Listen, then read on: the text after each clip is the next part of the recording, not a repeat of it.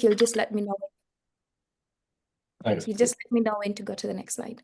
I will do. Thank you very much. Much appreciated. So, and thanks very much for the opportunity to come in and talk about both a couple of things, really. The first thing we're going to look at, and the first thing I'm going to discuss, is some of the results coming out or that have come out of a randomized control trial that we've funded with, in part with the KIX GPE team in Uganda, which both looked at our literacy and our numeracy apps. And we'll focus on the numeracy today, but in the presentation, I've included both for reference, which we saw some really positive results, but results should always be dug into and have a look at and understand how we can improve. It was a relatively big trial, and I'll talk about some of that in a minute. We're also going to look at another product that's come out of the work in Ukraine and over the work that Can't Wait to Learn has put together over the last 10 years, which, to be honest, wasn't my work. I'm only 5 months into the role, but we've essentially got a group of resources and a math program that are freely available to anyone who wishes to use them, really. So we'll talk about that briefly. If we could just go to the next slide, please. If anyone has any questions that I don't know the answer of, I'll just go and ask someone who does, and then I'll write back to you. Because, as I said, I've been enrolled 5 months, and you can read RCTs as much as you want and talk to the research team, but there are people who know more about this than I do. So KIX and GPE funded us to do a number of things, to look at the effectiveness, though we had, I would argue, proven that already.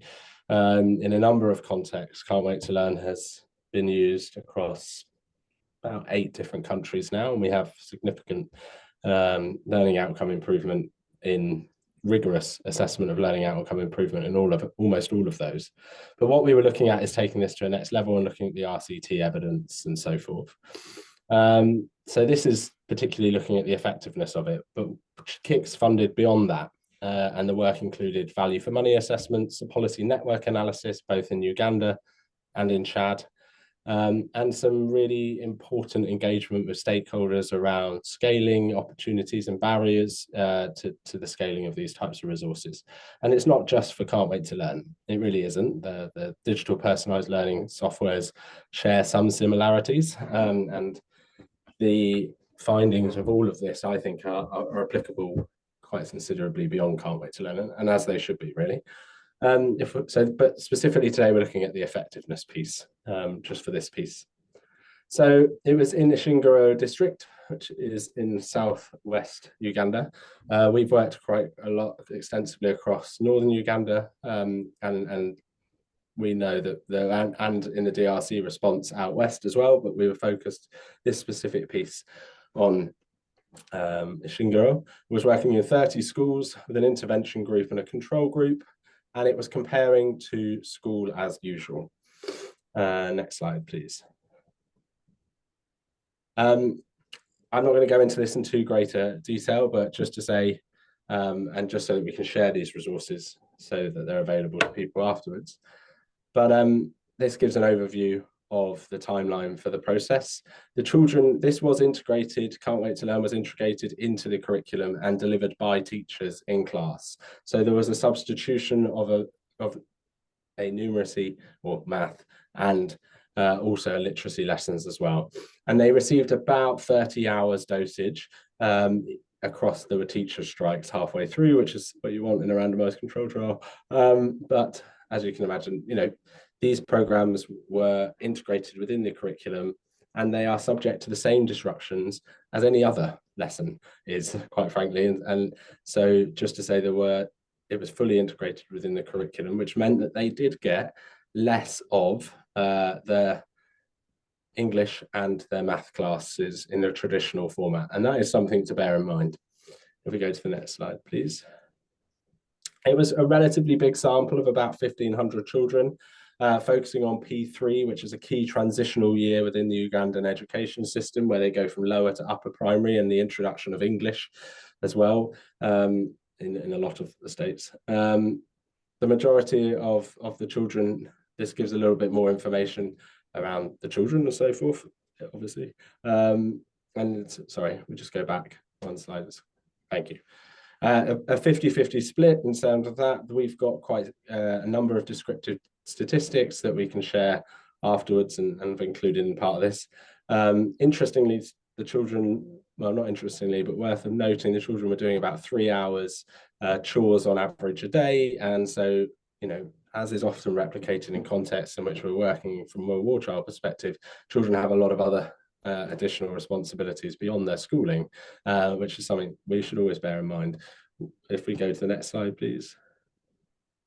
In terms of the caregiver demographics, again, we had a relatively high level of parents who weren't particularly confident in their numeracy. Though I'd argue they're probably better at it than they give themselves credit for. But whether or not, especially around numeracy, but whether or not they self-reported, around 25% of them couldn't do numeracy or math. I think that's probably them being a bit unfair to themselves, but you can understand.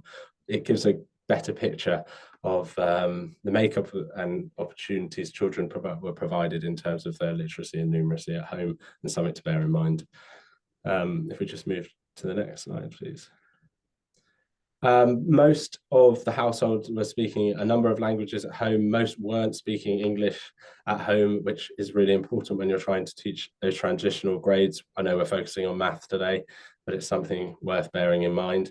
The Can't Wait to Learn app they were using as aligned to the national curriculum and signed off by the Ministry of Education and Sport, but it is in English, and you know, that can be quite a clear, I would argue, a critique, but it's critical for that transitional age in terms of the Ugandan education system, and something we see replicated in quite a number of the countries that we work in. I'm sure we all recognize that.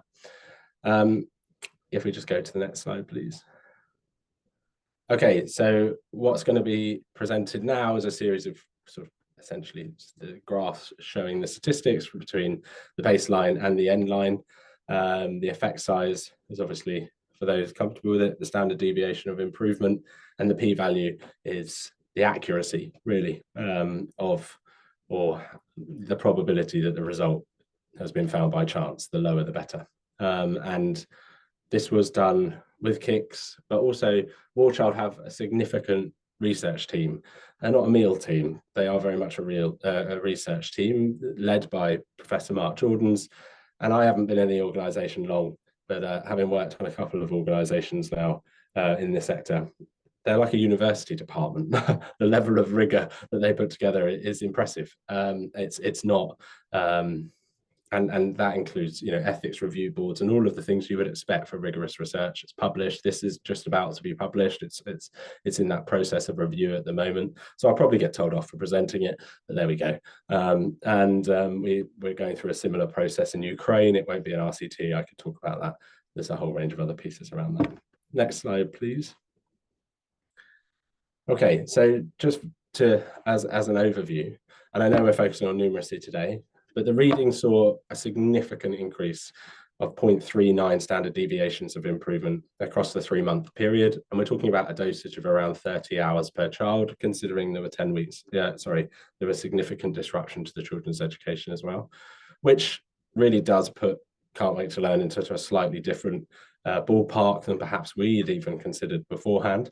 There are some really interesting findings, but we're not going to focus on the reading side of it today. And again, in numeracy, we saw a 0.24 standard deviation of improvement across that, with a very high probability that that wasn't by chance, which is something we were really enthused around, and something we were but it teaches us a lot about how we implement Can't Wait to Learn, what we need to do in terms of thinking through how more children can benefit from these types of platforms, and what it tells us about dosage and cost effectiveness and a whole range of opportunities. This type of finding should really inform that type of thinking. Next slide, please. Okay, very briefly, this gives a breakdown of the reading results. I know we're focused on maths today, but as you can see, what's really interesting from our perspective is, if you look at, they're not all equal, to put it specifically. So from a phonemic awareness perspective, that is a huge accelerant of that. And we are actually looking at the platforms now, and always when we try and get this level of statistics and feedback, we always try to think about what part of the content could be improved to make sure that we're improving in other areas. If we go to the next one, please. Thanks. Anyway, this is what we're obviously focusing on today. So as you can see, we had a positive and statistically significant result in terms of the numeracy piece. It's the distribution between the different subcomponents of the test were more equally weighted than they were in the literacy from our perspective. Missing numbers is something that we have a team looking at now and understanding what was it about that component of the numeracy content within the program and within the app that we want to improve. Obviously, it's not just in isolation, right? These children, yes, you try and look through an RCT, try and identify the impact of this particular intervention, but you should always think about it in the round and how can we supplement and support math improvement or numeracy improvement more generally. In almost all of the contexts in which we work, we provide, or teams develop themselves, not our teams, but usually with either war child teams, partner teams, working with teachers, a series of tactile resources that we help to develop, and that's going to be in part of the CCPF that we talk about in a minute. But to say we saw, very positive impact in terms of numeracy with this, but as you can see, they're not as equally spread as perhaps you might want or aim for, and that's something that we always are trying to look more and more about to understand more. Yes, yeah, agreed, Tony. So where do these results compare? This was I imagine people on the call have seen this, a meta-analysis conducted by Louis Major, who's now at the University of Manchester, comparing the impact of personalised learning softwares and overall. And it does, I think 1 billion was part of this meta-analysis as well, actually. I might be wrong. And these levels of effect sizes are significant, right, in quite a short period of time. And that really does help us to think about what it means, how we should be applying these types of softwares to support children in transitionary ages, perhaps, or in general. You could be looking at a more wide scale if you're looking at something like what 1 billion, for example, are doing in Malawi at the moment. But from our perspective, it does really, the level of improvement that you've seen in such a short period of time really does, in my opinion, warrant case for investment in specific age groups that are looking at those transitionary years, trying to prevent dropout of particularly marginalized children. War Child works specifically for around children in conflict settings. And so we are using these types of, we think that though a very positive result, there's always room for improvement in how we're going about implementing and how we target some of the most marginalized children with these types of resources that can really help either maintain their access to school, transition into next grades, and so forth. Next slide, please. Sorry, yeah, please carry on. Okay, so that was just a very quick, and we'll share the slide deck and so forth, review of the RCT data. But also we wanted to briefly touch on, so War Child's developed math curriculum with the governments in 6 or 7 countries now, and we always align to the national curriculum, and that involves a significant process of co-creation with the ministries of education, with education experts, maths experts, literacy experts in the context in which we work. But we've gathered a lot of information about and a lot of content about how you support maths programs, and one of the, I think, slight tragedies is that at times that hasn't been shared too widely. So we have shared it now, and what we have is a curriculum content planning framework, which basically isn't much use to anyone else because it allows us to map to national curriculums much quicker and much more readily in emergencies. Right? You've mapped it to 7 curriculums. You should be better and quicker at mapping them to curriculums coming that you might want to engage with as a result of a particular response and so forth. And there are potentially, I'm not an expert enough to say this, but there are more similarities in the math curriculums between different countries than there is in the teaching of literacy and so forth. But what we have done is taken all of these resources and made it into a practical maths program that can be used. And that includes basically all of our materials. So grades 1, that works across grades 1 to 3. It takes a mastery, or Bloom's mastery approach, and helps us plan, but we have tried to make it into resources that teachers can actively use themselves. I would argue it needs to be thought through quite carefully. The idea of sending teachers loads of resources tends to overwhelm them in contexts in which they're potentially overwhelmed already. But it does provide some very useful resources. There's over 200 videos that can be used and a whole framework for how to go about using that. But as I said, just dumping resources on teachers is a great way to get resources ignored. So it's a really useful tool, but needs to be thought of carefully and facilitated sensitively so that people, well, quite frankly, see the practical use of it. Anyway, next slide, please. So yeah, as I said, we've got 200 instructional videos, a curriculum framework across 7 different curriculums that have all of the learning outcomes mapped across these contexts. The teacher training materials, teacher tool, resources kit, which is highlighted on the left, and some explainer videos. And as you can probably work out, this wasn't my work. And Glenn, who hopefully might be able to join us at the symposium, is a genuine expert in this area. It is a pleasure to listen to Glenn talk about it. And he developed this framework and these resources and has done it over years and is hugely passionate and knowledgeable about it. He has voiced and scripted all of the instructional videos, and I'd really recommend them be looked at. They're all under Creative Commons licenses. We want them to be used. There's no point. They're not developed. They weren't paid for by us, which I think is also quite important. If you have taxpayer money and a whole range of funding sources that come into it, I find it a bit odd that organisations hold those resources. I don't think they're ours. I think we just help to curate and develop them. But anyway, I'll get off my high horse. But it's quite nice to see these resources available, and they are very much available under Creative Commons license. And I will share some links in the chat and can share some links in emails and so forth to all of these resources. But they are extensive, and we welcome any opportunities for people to use them. If we go to the next slide, please. I won't show this, but just for it,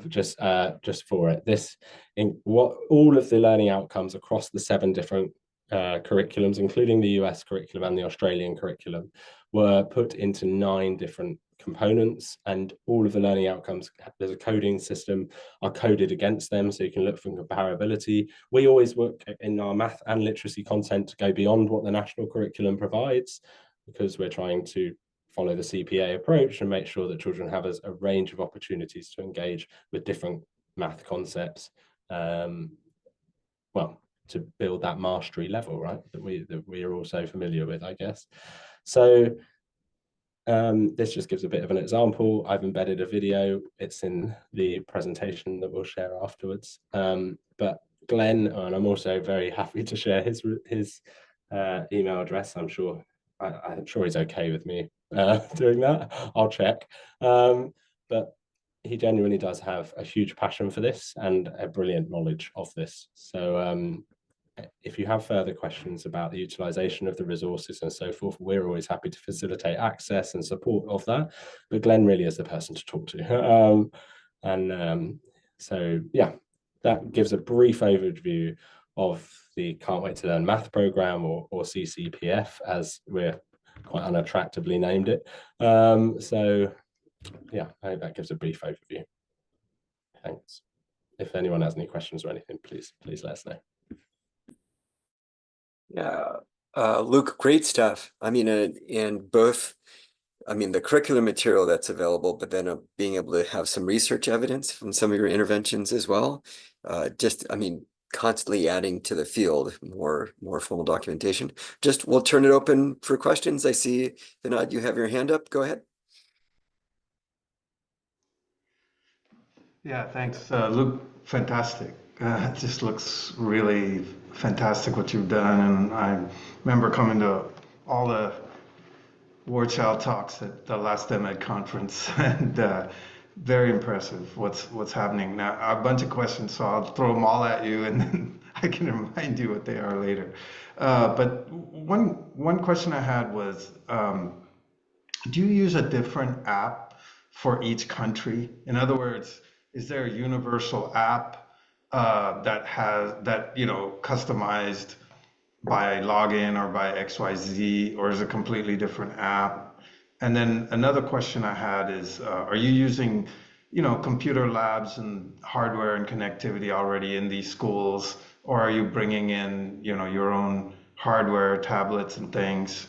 So I'll stop there. More questions later, but we'll stop there. So I can quickly start with the last one. We don't provide hardware if we can get away with it, to be honest. We would prefer partners to procure that ourselves. That has positives and negatives, but we have in the past provided hardware when necessary, but we kind of view ourselves predominantly as a software and education program aside from that. But if the needs are there, then of course we've got those relationships and we're very happy to push them. In terms, so far, it has been built a little bit country by country, which offers great opportunities, but also can be quite difficult as well. And so we are moving to a position now where we have a unified code base or a unified core, and then games are contextualized from that point. We're trying to change quite a bit about how we go about things at Can't Wait to Learn in terms of co-ownership of games at a national level instead of just maintaining ownership ourselves, and a whole range of opportunities around different distribution structures where we've been working in Ukraine around distributing via the App Store if we're trying to marry this need for significant content on offline devices with a distribution system that's more pertinent and appropriate in emergency context, which in some regards an Android distribution system via the Play Store would be.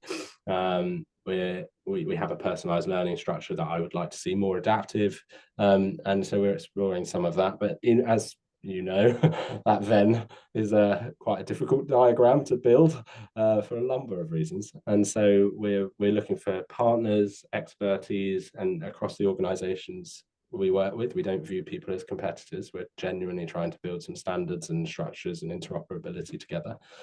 So yeah, quite a lot of change ongoing, but we're really fortunate to have this engine of curriculum aligned games that we're very proud of, for sure. I think I need to throw a couple more answers. Sorry, Vinny. Yeah. And just in the interest of time, Vinny, great questions. Luke, of course, feel free to follow up with each other.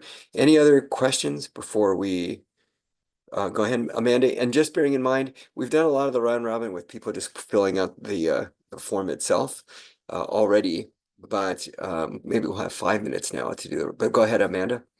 So I think it's just a quick one. With the so they were using, with all the teachers' strikes and stuff, how much of the curriculum, like, do you know that your curriculum, did they get through, and have the results kind of been adjusted for that? Or because I was looking at the breakdown obviously with the sub skills and wondering, like, with the literacy, it looked, obviously there were really high gains for phonemic awareness. I don't know if that was because they did more on that, but then the maths, it didn't make as much sense. So yeah, I don't know how much they got through. Yeah, no, it's a good question. So the children are all graded and they have an assessment at the start. So then they join the personalized learning, not quite like one course does it, but it does provide that assessment. So they do enter the process at different positions, right? We didn't factor in the disruption to the results. It was just, we took the results baseline, end line, and understood that disruption happens, right? The same disruption happened to the children who weren't receiving Can't Wait to Learn, so it was still valid in that respect. yeah, I mean, accelerating phonemic awareness 0.6 is kind of a slightly ridiculous result, really, like, to be frank. And we want to know why it wasn't accelerating the other pieces like that. And we're working with a group at Stanford to try and do some validation pieces around where people are getting to within the content and whether or not you can start to think about, there's a whole range. I'll reach out because I'd quite like to talk about that with you, but we're trying to validate what the use of the app for a certain period of time and what that might mean from a learning outcome perspective, but it wasn't calibrated or adapted because of the breaks in education. No. Okay. And sorry, one other quick one. We're using EGRA and EGMA for baseline endline. I believe so, yes. You know if it's the digital or have they got a digital one yet? Is it out? I don't think it was digital. I can check. I'll ask Jasmine. Cheers. Amanda, what was that name of that assessment?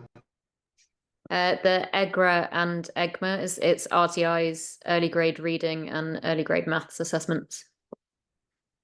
It's the one they use for the Global Learning X Prize, actually. Mm-hmm.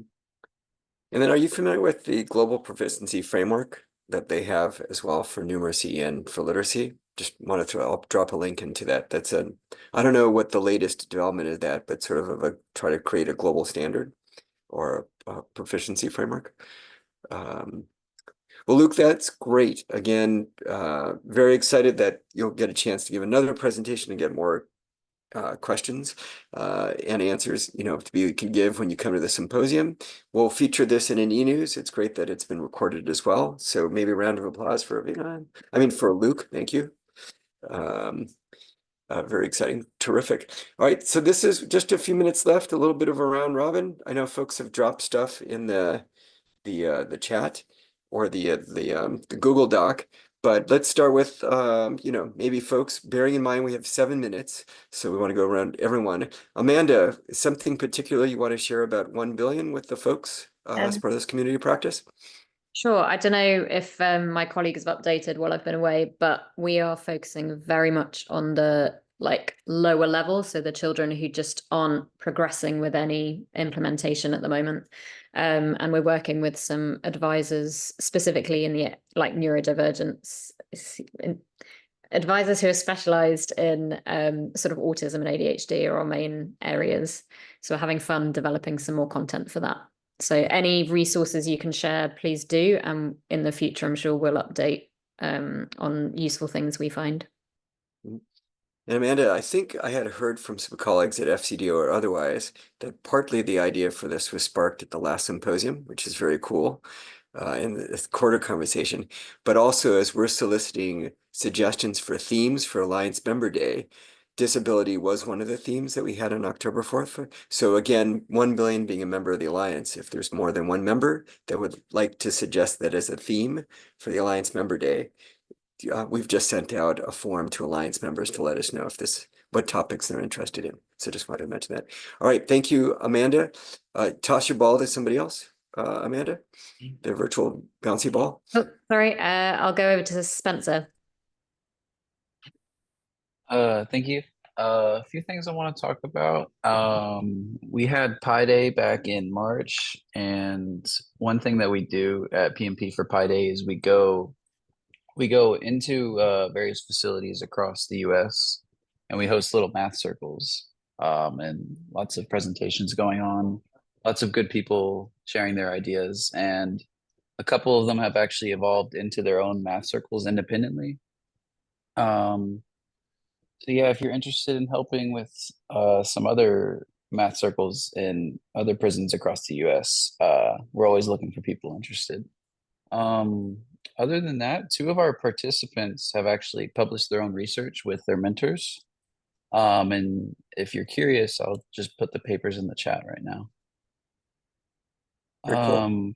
Other than that, that's about it for me. All right, Spencer, that's great. And great appreciation for the work that you guys are doing.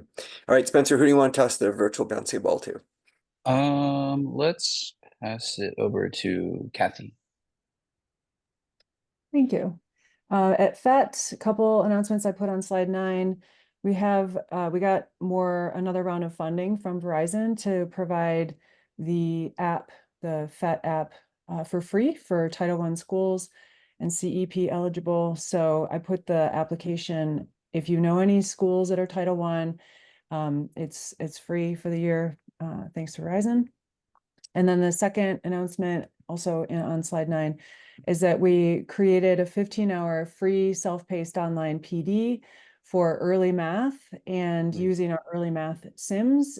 I put the registration link on slide 9. That one is for teachers or teacher supports for K2 teachers, and it's all free. It's all open, education resources.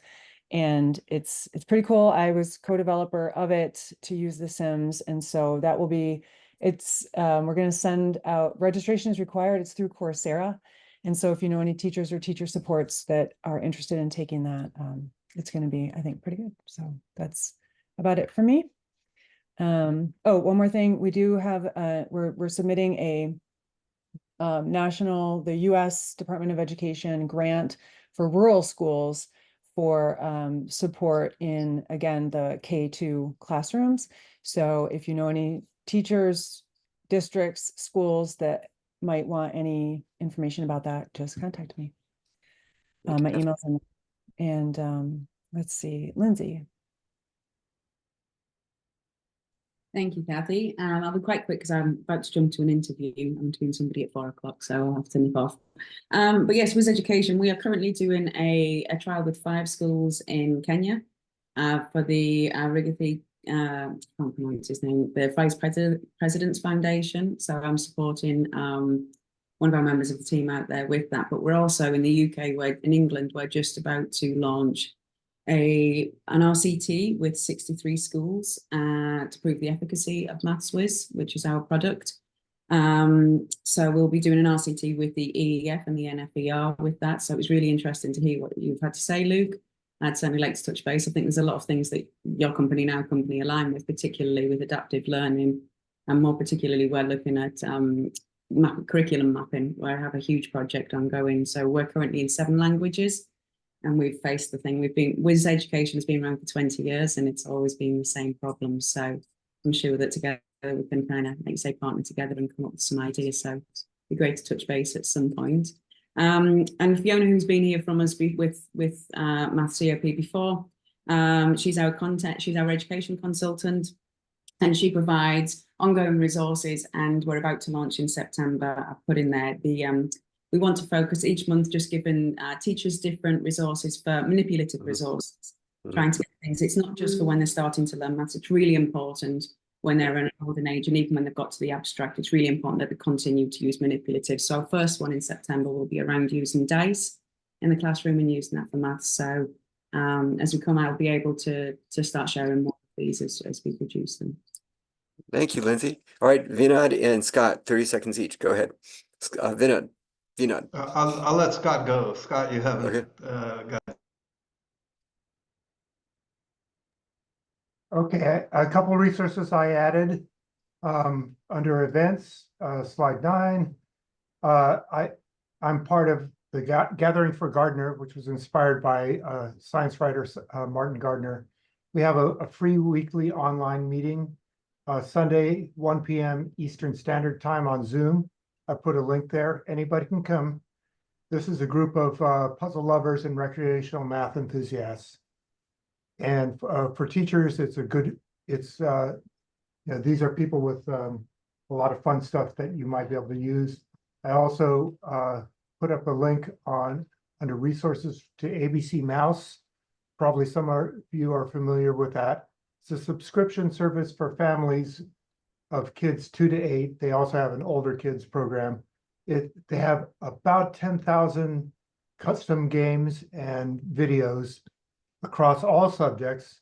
They've gone very deep in math. They have a project called Mastering Math that I would help to include. Oh, I see a hand. Great. Have you used that? No. I think she had to go. Okay, saying goodbye. The main thing to know is it's free for teachers.